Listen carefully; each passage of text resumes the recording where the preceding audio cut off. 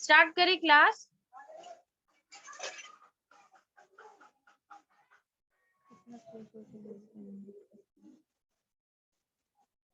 चलो बच्चों देखो, आप लोगों का जो फर्स्ट लेसन था वो ये था कि न्यूट्रिशन इन प्लांट्स कैसे होता है। तो हमने पढ़ा था कि you have learned in chapter 1 कि प्लांट जो है वो अपना खाना क्या करते हैं, खुद ही प्रिपेयर करते हैं। किस प्रोसेस से? फोटोसिंथेसिस के प्रोसेस से। और इस लेसन में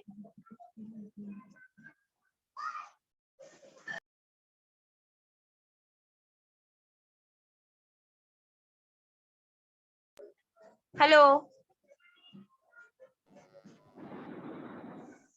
और इस लेसन में क्या पढ़ेंगे? आपका जो लेसन नंबर 2 है वो है न्यूट्रिशन इन एनिमल्स। इस मीन्स कि इसमें ह्यूमन बींग्स या अदर ऑर्गेनिज्म जो होते हैं, जो दूसरे पे डिपेंड होते हैं, जैसे कि दूसरे प्लांट्स पे या फिर दूसरे एनिमल्स पे, उनके न्यूट्रिशन के बारे में इसमें हम पढ़ेंगे। बट यहाँ पे हमने पढ़ा था कि जो चैप्टर 1 था उसमें प्लांट्स क्या कर रहे थे, अपना खाना खुद प्रिपेयर कर रहे थे। किस प्रोसेस से? फोटोसिंथेसिस के प्रोसेस से। But animals can not.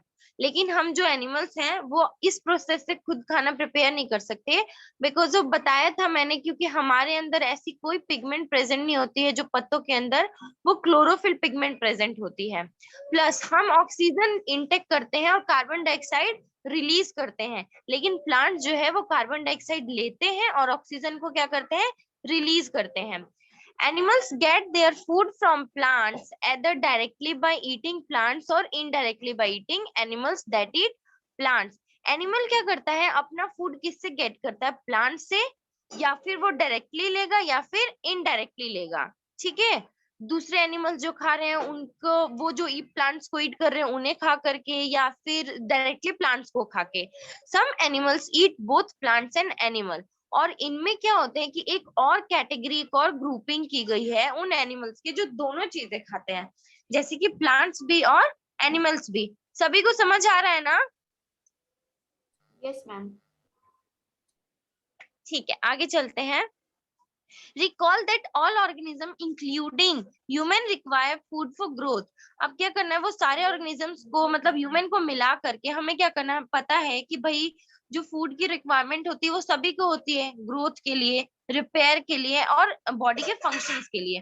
Functions of body आपको पता है कि कोई भी काम अगर हम परफॉर्म करते हैं तो उसके लिए क्या चाहिए? हमारे अंदर एनर्जी चाहिए ना, पावर चाहिए। और रिपेयर, हम ह्यूमन बींग्स में या फिर किसी भी ऑर्गेनिज्म में सेल्स होते हैं। वो सेल्स क्या होते हैं?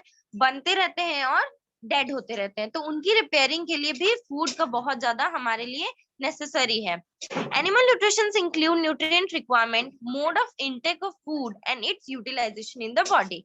एनिमल्स का जो न्यूट्रिशन होता है वो क्या क्या इंक्लूड करता है कि उसमें रिक्वायरमेंट किन किन न्यूट्रिएंट्स की है, और mode of intake of food मतलब कि हम खाना किस तरीके से खा रहे हैं, और उसका यूटिलाइजेशन जो है वो बॉडी में किस तरीके से हो रहा है। ठीक है, जैसे कि हमें पता है कि हमारे बॉडी में जिन सेल्स को जिस चीज की जरूरत होती है या फिर जिस ऑर्गेन को जिस भी न्यूट्रिएंट की जरूरत होती है, वहां पे उसकी ट्रैपिंग होती है in the flow of a blood, right. तो आगे यही बता रखा है कि एनिमल न्यूट्रिशन क्या इंक्लूड करता है कि हमें किस न्यूट्रिएंट की जरूरत है, वो न्यूट्रिएंट हम किस तरीके से ले रहे हैं और उसका यूटिलाइजेशन बॉडी में क्यों हो रहा है। ठीक है, अब यहाँ पे एक एक्टिविटी जैसा है, आपको खुद करना है कि you have study in class 6। आपने क्लास 6 में पढ़ा होगा that food consist of many component, कि एक फूड में बहुत से कंपोनेंट इंक्लूड होते हैं। कंपोनेंट किनको कहा जाता है? जैसे ये हमारे विटामिन हो गए, मिनरल्स हो गया, प्रोटीन हो गया, कैल्शियम हो गया, इन सबको ही फूड मतलब कंपोनेंट ऑफ फूड कहते हैं, जो हमारी बॉडी में जाके हमें न्यूट्रिशन प्रोवाइड कराती हैं। तो उसमें से क्या करना है, कुछ यहाँ पे कंपोनेंट्स के नाम लिखने हैं। तो ये आप फुल मतलब कर लोगे ना, फिर फैट्स भर देना, कार्बोहाइड्रेट भर देना, वाटर भर देना, मिनरल्स भर देना, रफेज डाइटरी फाइबर है, जितने भी कंपोनेंट्स है, वैसे मेनली सिर्फ विटामिन है, प्रोटीन है, यही सब चीजें आपको डालनी है। ठीक है बच्चों, सबको समझ आ रहा है ना? Yes ma'am. ओके, आगे चलते हैं। The component of food such as carbohydrate और कॉम्प्लेक्स सब्सटेंस। हमने 6th क्लास में भी पढ़ा था कि जो कार्बोहाइड्रेट होता है ना वो बहुत ही कॉम्प्लेक्स सब्सटेंस होता है, जैसे कि मैथ है आपका, वो बहुत ही कॉम्प्लेक्स सब्जेक्ट मतलब दिस कॉम्प्लेक्स सब्सटेंस, सॉरी यहाँ पे एक्चुअली बहुत ज्यादा वॉइस क्रिएट हो रहा है। This complex substance can not be utilised as such. For example आपको किसी ने कैलकुलेशन करने को दे दिया 10 प्लस 12 प्लस 5 प्लस 6 प्लस, तो एग्जैक्ट आप ऐसे नहीं कर सकते हो, ये आपके लिए बहुत ज्यादा टिपिकल हो जाएगा। तो आप क्या करोगे, जैसे 10 प्लस 2 अगर बोला है तो आप 10 और प्लस जो 2 है उसको एक साथ करके 12 के फॉर्म में ला दोगे और देन आगे करोगे। तो इससे क्या होगा, वो चीजें जो कॉम्प्लेक्स है वो आपके लिए इजी हो जाएगा। तो यहाँ पे भी ये बता रखा है कि जो हमारा कार्बोहाइड्रेट है ना, दैट्स अ कॉम्प्लेक्स सब्सटेंस, और this complex substance can not be utilise as such. So हमारी बॉडी जो होती है ना, इन सब्सटेंस को डायरेक्टली यूटिलाइज नहीं कर सकती। So they are broken down into simpler substances. अब क्या करना होता है कि कुछ जो हमारे इनको किस फॉर्म में तोड़ा जाता है, सिंपलर सब्सटेंसेस में तोड़ा जाता है।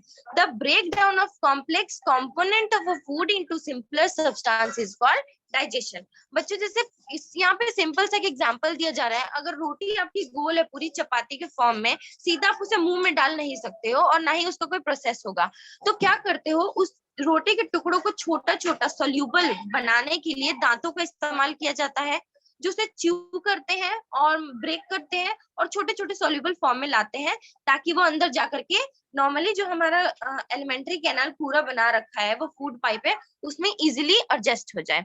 तो इसी प्रोसेस को, ये जो कॉम्प्लेक्स कंपोनेंट होते हैं, सब्सटेंस होते हैं, इनको सिंपलर सब्सटेंसेस में ब्रोकन डाउन करने का जो प्रोसेस है, that is said to be a digestion. Everyone got the point? The break down of complex substance into a simpler substance is called digestion. सबको पता लग गया डाइजेशन क्या होता है? Yes, ma'am. Yes ma'am. ठीक होके आंसर करो आप लोग। डाइजेशन क्लियर है ना बच्चों सबको? Yes ma'am. तो चलते हैं, देखो 2.1 में क्या बता रखा है कि different way of taking food. हमने वैसे नॉर्मली पढ़ा होगा कि एमोबा का जो टेकिंग फूड होता है, इंजेशन और जो उसका इजेशन होता है, वो दोनों क्या होता है, सेम ही होता है, क्योंकि वो एक क्या है, यूनिसेलुलर है। उसके सेल्स हमारी तरह एडवांस या फिर स्पेशलाइज्ड नहीं होते, तो वो जहां से इंटेक करता है वहीं से वो फूड को रिलीज कर देता है। लेकिन हमें पता है कि हमारे ह्यूमन बीइंग में ये सारे सिस्टम एडवांस है। हम माउथ से खाना लेते हैं, तो अगर हमारे बॉडी में कुछ अनवांटेड या फिर कुछ ऐसे हैं जो अनयूज सब्सटेंस है, जैसे पानी है, तो हम वो यूरिन के फॉर्म में निकालते हैं या फिर स्वेटिंग के फॉर्म में निकालते हैं। तो उनके जो रिमूव आउट होने का जो जगह है वो सब एडवांस है। हम मुंह की तरफ से तो पानी नहीं निकाल सकते ना अनवांटेड, पसीने के रूप में अगर निकलता है तो वो बॉडी के पोर्सेस से निकल सकता है ना? तो यहाँ पे वही बता रखा है कि different way of taking food है क्या। The mode of taking food into the body varies in different organism. खाना किस तरीके से लिया जा रहा है ऑर्गेनिज्म में, वो हर एक ऑर्गेनिज्म का अपना डिफरेंट स्टाइल होता है। बीज और हमिंग बर्ड्स जो होते हैं, मधुमक्खियां और हमिंग बर्ड्स जो होते हैं, suck the nectar of a plants. वो क्या करते हैं, नेक्टर मतलब फ्लावर के जूसेस को कहा जाता है, वो उनको चूसते हैं, सक करके अपना न्यूट्रिएंट लेते हैं। तो इनका जो मोड ऑफ इंटेक फूड है वो क्या है, अलग है। इनका सक करने, राइट, ये चूज करके लेती हैं। Infant of human and many other animals feed on mother's milk. अब जैसे कि ह्यूमन है और कुछ अदर मैमल्स जो होते हैं, जैसे कि गाय के बछड़े वगैरह जो होते हैं, ये क्या करते हैं, ये अपने मदर्स मिल्क को फीड करते हैं। तो हमारा कुछ जो इंटेक है, मोड ऑफ इंटेक फूड है, वो अलग है इनसे। Snake like the python. अब जैसे सांपों में पाइथन को ले लेते, swallow the animals they prey upon. अब ये क्या करता है, सीधे क्या करता है, अपने प्रे मतलब यहाँ पे शिकार है, ठीक है, वो अपने शिकार को सीधा निगल जाता है। तो इसका जो इंटेक, वो जो तरीका है खाना अंदर लेने का, वो अलग है। और some aquatic animals filter tiny food particles floating nearby and feed upon them। और वहीं aquatic animals जितने होते हैं, यानी कि aquatic means जो पानी में रहते हैं, वो क्या करते हैं, वो फिल्टर करते हैं, जो छोटे छोटे फूड पार्टिकल्स उस पानी में तैर रहे होते हैं, उन्हीं को लेकर के वो अपने आप को फीड कर लेते हैं। सभी को क्लियर है? Yes, ma'am. ओके, आगे चलते हैं।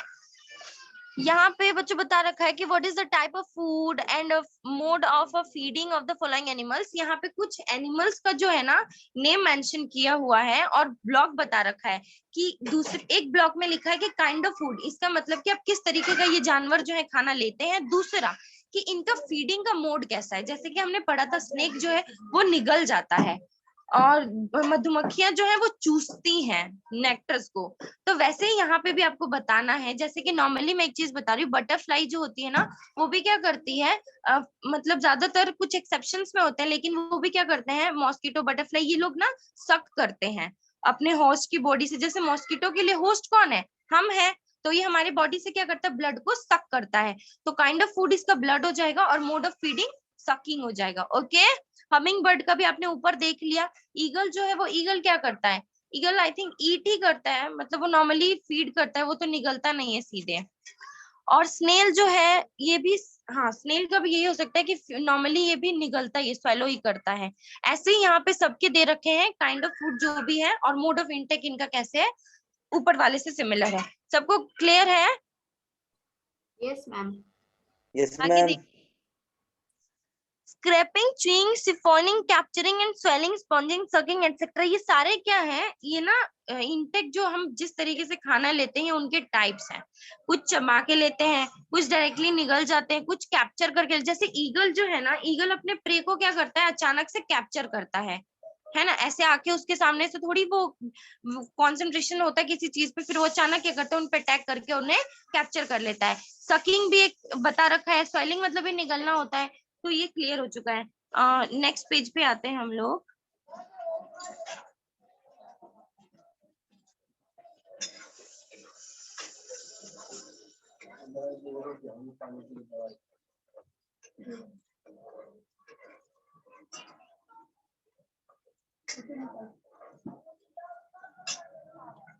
बच्चों एक मिनट,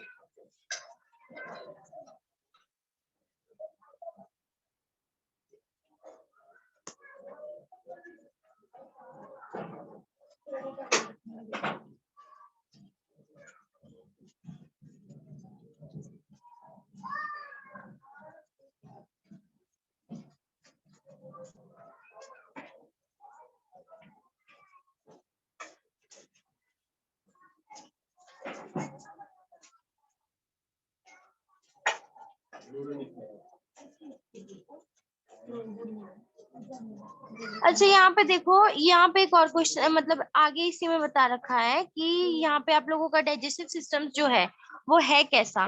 इसकी मैं प्रॉपर पिक्चर निकाल देती हूँ कि कैसे कैसे फूड इंटेक होता है ह्यूमन बीइंग्स में।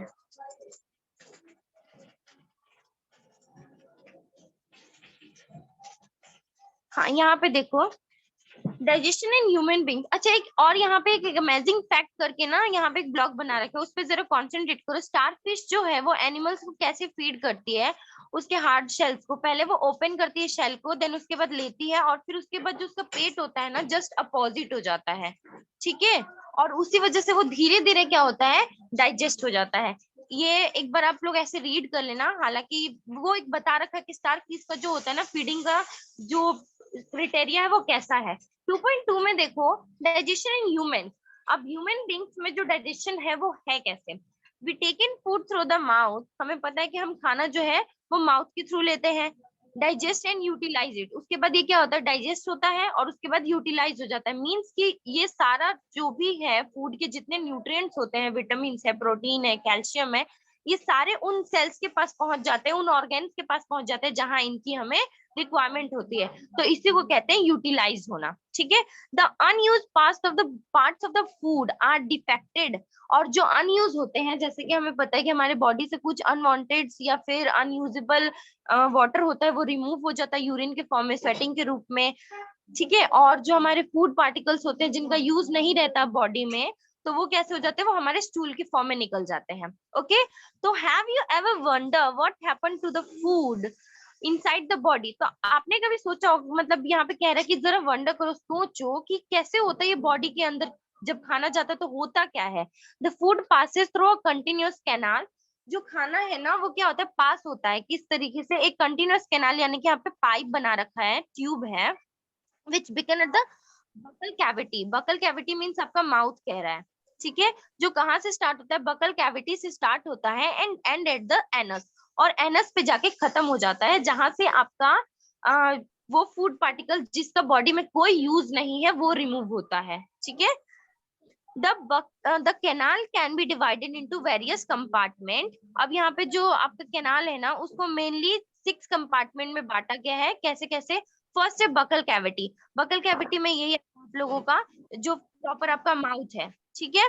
दूसरा है हमारा फूड पाइप और ऑसोफेगस. फूड पाइप को ही ऑसोफेगस कहते हैं, जहां से ये क्या होता है कि फूड जाना शुरू होता है, जिस ट्यूब के थ्रू फूड जो है माउथ से लेकर के स्टोमक तक जाता है.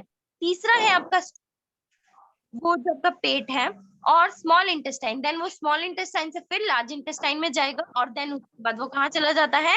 एनस में चला जाता है, रेक्टम से. ठीक है. ये 6 कंपार्टमेंट है जिसमें बता रखा है कि एक्चुअली इनका मतलब वो जो प्रोसेसिंग होता है वो कैसे होता है. फर्स्ट बकल कैविटी, देन उसके बाद फूड पाइप. फूड पाइप से ये सीधा कहाँ जाता है? स्टोमक से. और स्टोमक से जो चीजें हो जाती हैं प्रॉपर डाइजेस्ट, वो फिर स्मॉल इंटेस्टाइन में, और स्मॉल इंटेस्टाइन से large intestine, then rectum to anus. ठीक है. अब इनका कैसे होता है continuous path? It is not a very long path. This path together from the alimentary canal digestive tract. इनको क्या कहा जाता है? इनको डाइजेस्टिव ट्रैक भी बोला जाता है और एलिमेंट्री कैनल भी कहा जाता है. The food component gradually get digested as food travel through the various compartment. Food component जो होते हैं वो धीरे धीरे क्या होते हैं? डाइजेस्टेड होते जाते हैं जैसे जैसे वो डिफरेंट कंपार्टमेंट में जाते हैं. जैसे कि फर्स्ट जो होता है हमारा माउथ में एक प्रोसेसिंग शुरू होता है चबाने का, फूड पार्टिकल्स को कट करने का, छोटे छोटे फॉर्म में तोड़ करके उसे सोल्यूबल बनाने का. किसके साथ में? सैलिवरी के, वो जो सैलिवा क्रिएट होता है हमारे माउथ में, उसके साथ. उसके बाद फिर ये फूड पाइप से सीधे स्टोमक में जाएगा. स्टोमक से जब ये स्मॉल इंटेस्टाइन में जाएगा तो जाहिर सी बात है वहां पे इन फूड कंपोनेंट्स का कुछ यूटिलाइजेशन होगा, तभी वो स्मॉल इंटेस्टाइन में जा रहे हैं. अब स्मॉल इंटेस्टाइन में जाएगा, वहां पे जो भी है वाटर यूज का वो बॉडी में आएगा नहीं, वहां पे वो स्टोर हो जाएगा.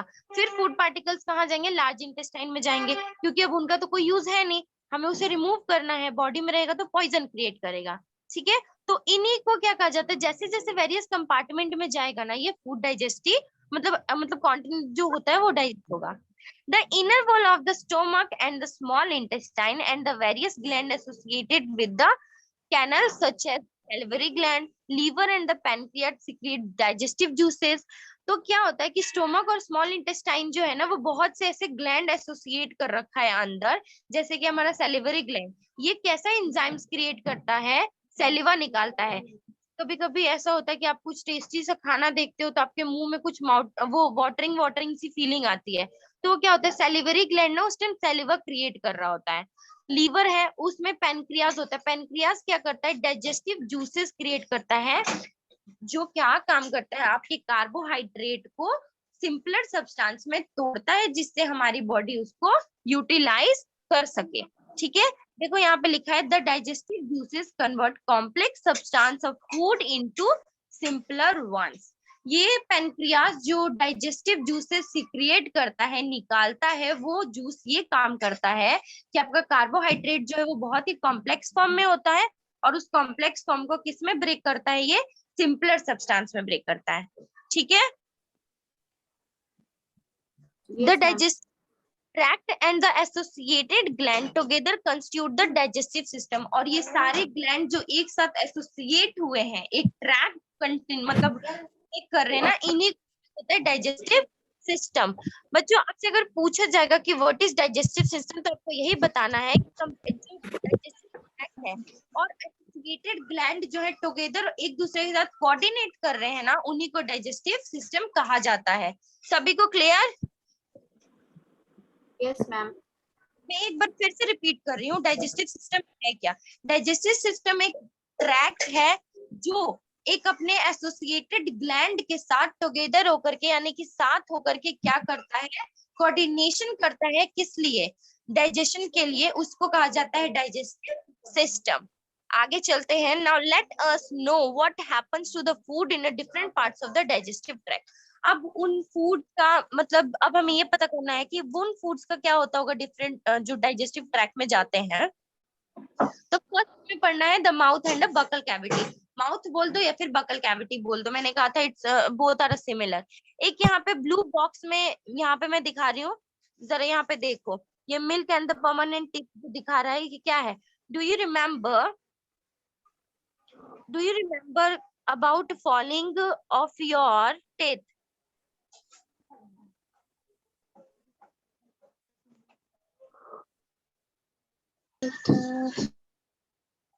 ये आपने कभी देखा होगा जो आपके दांत गिरते हैं टूट करके, और फिर कुछ क्या होता है कि कुछ सालों बाद या फिर महीनों बाद वो फिर रिकवर होने लग जाते हैं।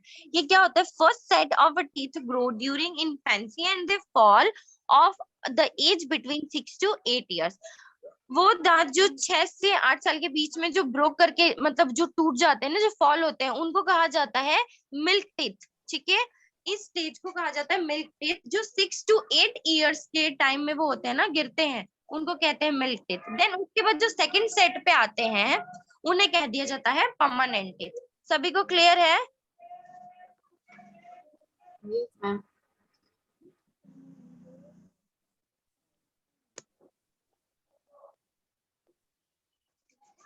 आगे देखते हैं हम।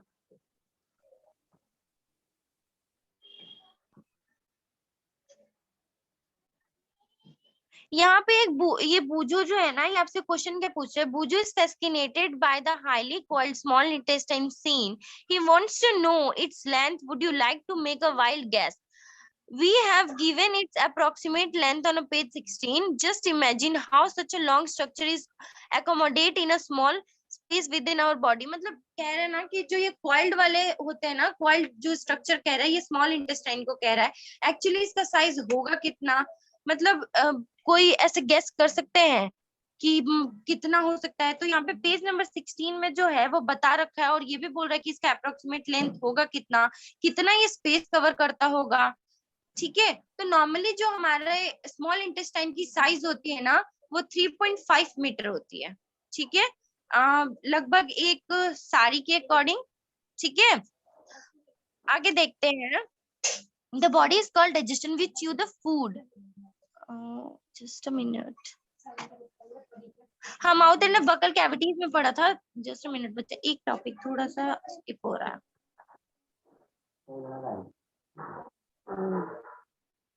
ये पेज नंबर 2, ये जो 2 है ना, इसमें देखो, the mouth and the buccal cavity. Food is taken into the body through the mouth.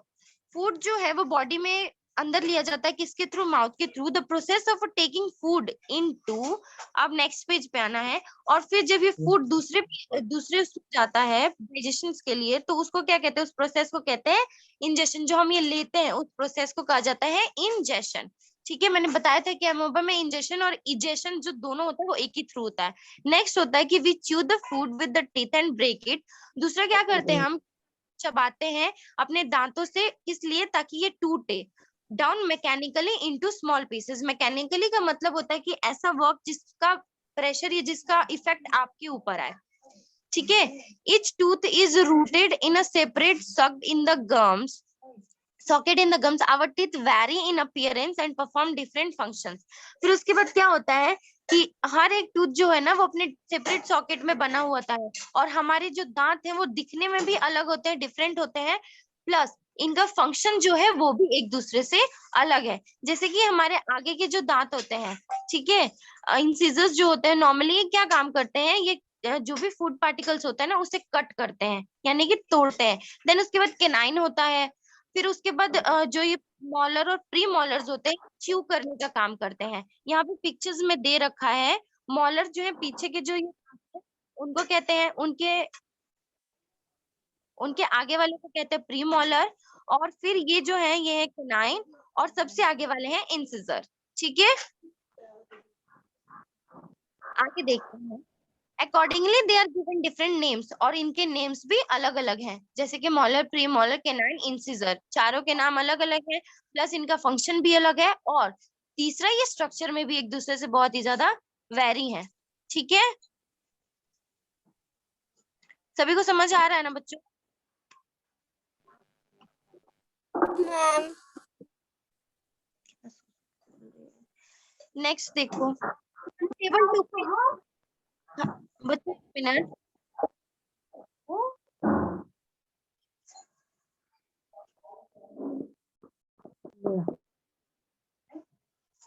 Next देखो, यहाँ पे क्या बता रखा है कि which one for pursuing and tearing. कुछ जो है इसमें से मतलब क्या होते हैं? फाड़ने के लिए होते हैं। जैसे कि आगे के जो दांत होते हैं ना, फूड पार्टिकल्स को करते हैं, तोड़ते हैं स्मॉल पीसेस में।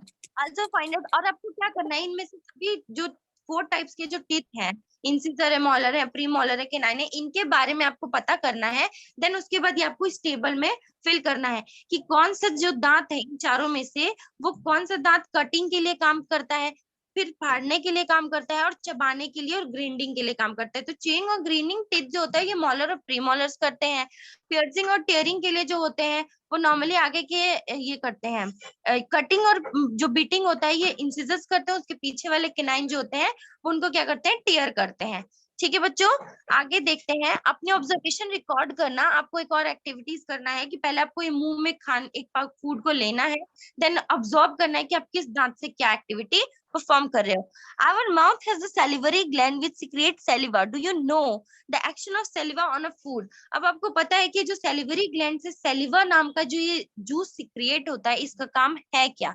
Let us find out. तो एक एक्टिविटी है जो मैं अभी आपको बता रही हूँ, इस एक्टिविटी के थ्रू पता लगेगा कि एक्चुअली में सैलिवा का काम है क्या।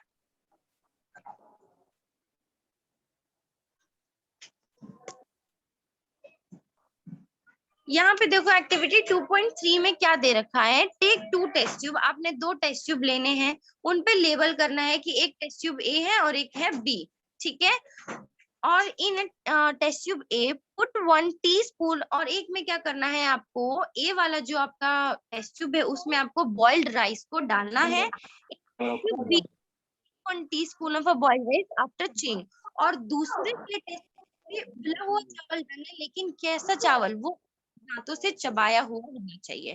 पहले वाले में विदाउट चींग वाला होना चाहिए बॉइल्ड राइस, और दूसरे में उबला होना चाहिए, लेकिन वो कैसा, आफ्टर आपके दांत जब उसके चबा ले उसके बाद उसमें आपको टेस्ट ट्यूब में डालना है। ठीक है, और उसके बाद क्या करना है, add 3 to 4 millilitre of water in both test tube. दोनों टेस्ट ट्यूब में 3 से 4 मिलीलीटर आपने पानी डालना है। Now pour 2 to 3 drops of iodine solution in each test tube, और उसके बाद आयोडीन का सोल्यूशन आपको लेना है जिसके 2 या 3 ड्रॉप दोनों टेस्ट ट्यूब में डालने हैं। आप क्या ऑब्जर्व करोगे कि जो टेस्ट ट्यूब 1 है ना, जिसमें सिर्फ उबले चावल आपने डाले हैं, they are changing a colour blue black. वो पहला टेस्ट ट्यूब जो होगा वो ब्लू ब्लैक कलर चेंज करेगा, लेकिन दूसरे टेस्ट ट्यूब में ऐसा कोई भी कलर जो उसका चेंज होगा, कलरेशन ऐसा शो नहीं करेगा। बिकॉज ऑफ क्यों, क्योंकि पहले टेस्ट ट्यूब में हमने सिर्फ उबले चावल डाले थे, और दूसरे वाले में जो उबला चावल था उसको दांतों से चबाया हुआ था। जिस चावल में हमारे जो सेलिवा क्रिएट होती है ना, वो मिक्स हो चुका था, और उसने कार्बोहाइड्रेट को सिंपलर सब्सटेंसेस में तोड़ दिया स्टार्च से शुगर के फॉर्म में, इसलिए वो कलर चेंज नहीं करेगा। ये एक्टिविटी बहुत ही ज्यादा इंपॉर्टेंट है। सेलिवा का जो मेन काम है वो यही है कि वो कार्बोहाइड्रेट को स्टार्च और शुगर में फिर कन्वर्ट कर देता है। ठीक है, इस वजह से यहाँ पे कोई कलर चेंज नहीं होगा। Everyone got this point?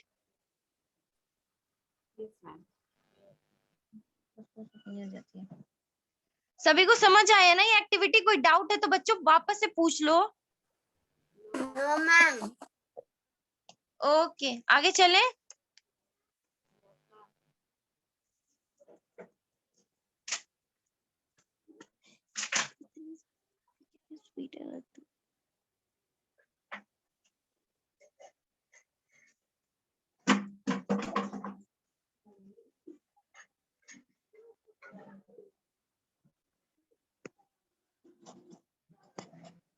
Okay बच्चों, नेक्स्ट टॉपिक पे चलते हैं। यहाँ पे बता रखा है जैसे जैसे जो चीजें होती हैं, now write down your observation. अब उसी में आपको अपने ऑब्जर्वेशन जो है ना वो बताना है। ठीक है, कि कैसे कैसे है, मतलब चेंज हुआ है कलर, वो जो फर्स्ट टेस्ट ट्यूब है वो किस वजह से नहीं चेंज हुआ है और कैसे नहीं हुआ है। ये एक्टिविटी जब आप करोगे यू गॉट। सेकंड पॉइंट है हमारा फूड पाइप। पहले हमने क्या पढ़ा था, mouth and the buccal cavity. हमें पता था माउथ और मतलब जो माउथ में है अंदर खाना को जो लेते हैं उस प्रोसेस को कहा जाता है इंजेशन। और उसमें क्या होता है कि जो एंजाइम से सिक्रिएट होता है जिसको कहते हैं सेलिवा, और जब दूसरा आता है हमारा फूड पाइप। ठीक है, फूड पाइप या फिर ओसोफेगस। ठीक है, the swallow food passes into food pipe or esophagus. Look at figure 2.2. The food pipe runs along the neck and the chest.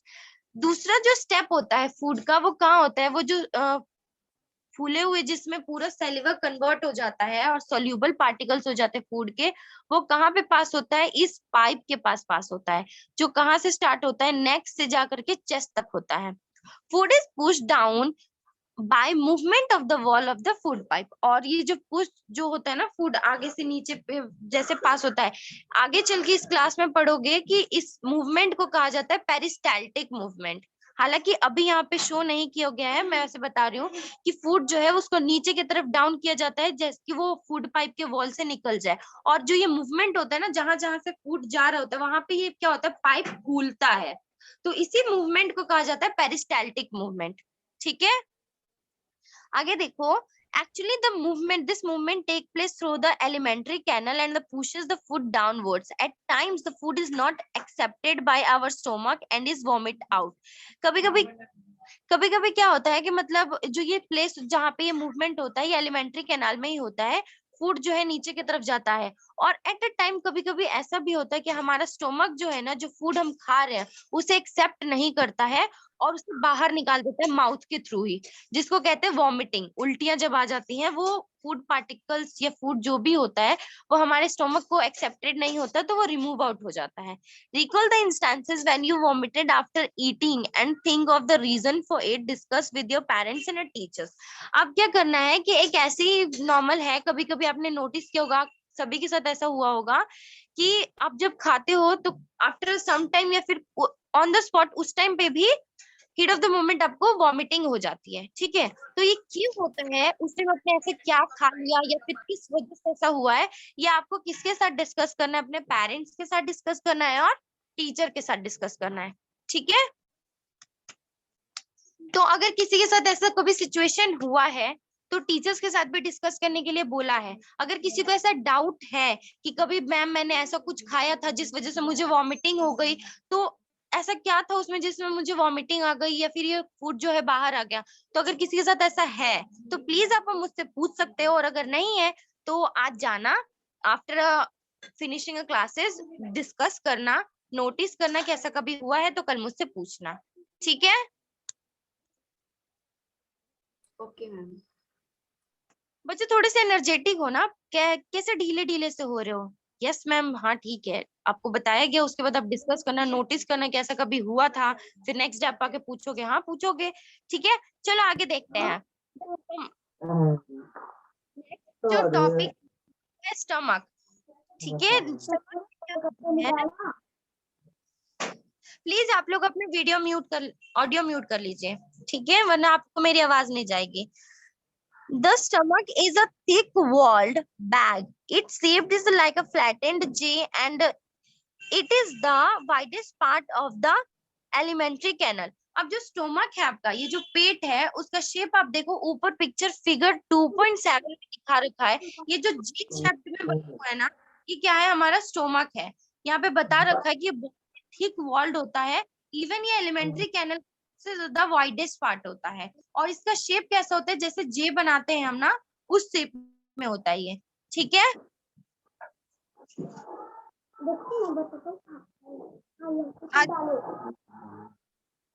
ये है receive food from the food pipe at one's end and open into the small intestine at the other. ये कहाँ से food को receive करता है? Food pipe से receive करता है, और इसको कहाँ पे एंड करता है? स्मॉल इंटेस्टाइन में। ठीक है, the inner lining of the stomach food and make the medium in the stomach acidic and help the digestive juice to act. उसके बाद क्या होता है कि उसके मतलब स्टोमक के पास जो होते हैं कुछ एसिडिक्स होते हैं, कुछ डाइजेस्टिव जूसेस होते हैं जिन पे ये काम करता है, इन फूड पे क्या करता है? काम करता है।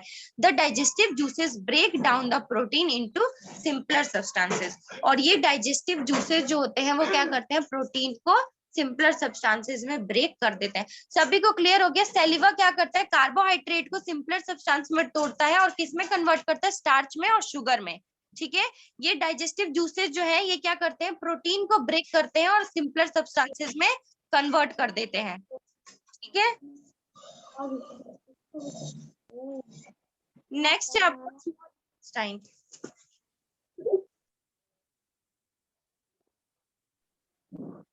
जो स्मॉल इंटेस्टाइन टॉपिक देखते हैं।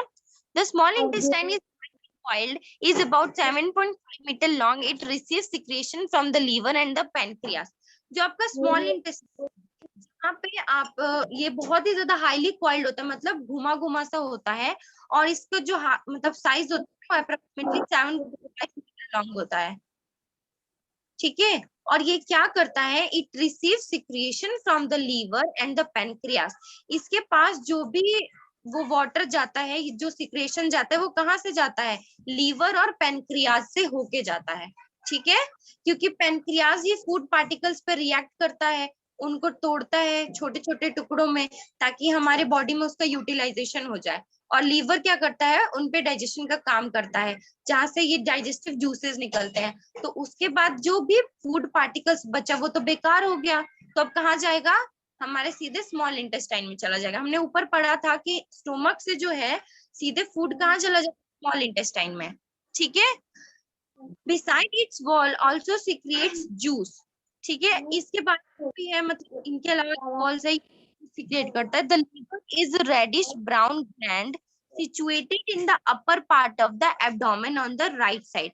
जो लीवर का कलर है वो कैसा है, रेडिश ब्राउन कलर का होता है। ठीक है, the liver is a reddish brown gland, जो कहाँ होता है, अपर पार्ट में एब्डोमेन के सिचुएटेड होता है राइट साइड में। ठीक है, it is the largest gland in the body. ये हमारे बॉडी में जो होता है लार्जेस्ट ग्लैंड होता है। ये it secrete bile juice that is stored a sac called gall bladder. ये क्या करता है, एक बाइल जूस सीक्रेट करता है। ठीक है, जिसको क्या कहते हैं, गैल ब्लैडर। बच्चों में बता रही हूँ, ज्यादा इसको वैसे मतलब कॉम्प्लेक्सली मत लो। लीवर जो है वो रेडिश ब्राउन कलर का ग्लैंड है। ठीक है, जो राइट साइड में सिचुएटेड है, और ये बहुत ही लार्जेस्ट ग्लैंड है, जो एक बाइल जूस को निकालता है। उस बाइल जूस वाले सैक को क्या कहते हैं, जो पॉलिथीन शेप में बना होता है ना, उसे गैल ब्लैडर कहते हैं। इसी के अंदर आपका यूरिन स्टोर होता है। ठीक है, अगर आपसे कोई पूछे कि गैल ब्लैडर क्या स्टोर करता है या इसका मेन पर्पस है क्या, तो सीधे आपने ये बताना है कि गैल ब्लैडर का जो मेन फंक्शन है, जो मेन काम है, वो ये है कि वो उस अनवांटेड वाटर को स्टोर करके रखता है, जब तक कि उसे यूट्रस से परमिशन नहीं मिल जाती कि भाई आप इसको बाहर निकाल सकते हो। ठीक है, ओके मैम। अब एक काम करते हैं, यहाँ से स्टॉप करती हूँ। ठीक है, उसके बाद अब मैं कुछ क्वेश्चंस पूछना शुरू करती हूँ कि आप लोगों को समझ आया है या नहीं। इसी पेज से शुरू करूं। What is the another name of a food pipe? Food pipe का दूसरा जो नाम है, जो साइंटिफिक वैसे नेम है, वो कौन सा नेम है? मैंने बताया था कि जैसे माउथ को आप माउथ बोलो या फिर बकल कैविटी बोलो, वैसे मैंने बताया था कि फूड पाइप का एक दूसरा नाम भी है। वो क्या नाम है, मुझे आप बता दो। Oesophagus, oesophagus. हाँ यहाँ स्क्रीन से देख के बता रहे हो ना आप लोग? मैम, यहाँ से तो दिख भी नहीं रहा। ठीक है, अब मैंने एक और बताया था जो आपकी बुक में है नहीं, हालांकि फिर भी मैंने एक रिवीजन करा दिया था। मैंने बताया था कि फूड पार्टिकल जिस तरीके से फूड पाइप में जाते हैं और वो क्या होता है, पुश होता है। ठीक है, और उस टाइम पे फूड पाइप में एक मूवमेंट आती है, उस मूवमेंट को मैंने क्या बताया था? पेरिस्टैटिक, पेरिस्टैटिक। Peristaltic movement, peristaltic movement. ठीक है, हाँ, ओके। नेक्स्ट क्वेश्चन आपका था कि मैंने एक्टिविटी हमने यहाँ पे शो किया था कि दो हमने टेस्ट ट्यूब लिए थे, जिसमें दोनों में हमने बॉइल्ड राइस डाला था। ठीक है, टेस्ट ट्यूब ए में जो था वो बॉइल्ड राइस कैसा था, विदाउट चबाया हुआ था, और दूसरे वाले में जो चबाए हुए थे बॉइल्ड राइस उनको डाला था। दोनों में से कौन से टेस्ट ट्यूब का चावल जो है वो कलर चेंज करेगा ब्लू ब्लैक में? Ma'am, boiled rice. सिर्फ बॉइल्ड राइस वाला? हाँ और क्यों चेंज करेगा उसका कलर? मैम, मैम क्योंकि उसके अंदर सलाइवा नहीं है। हाँ, because of test tube A का जो चावल है ना,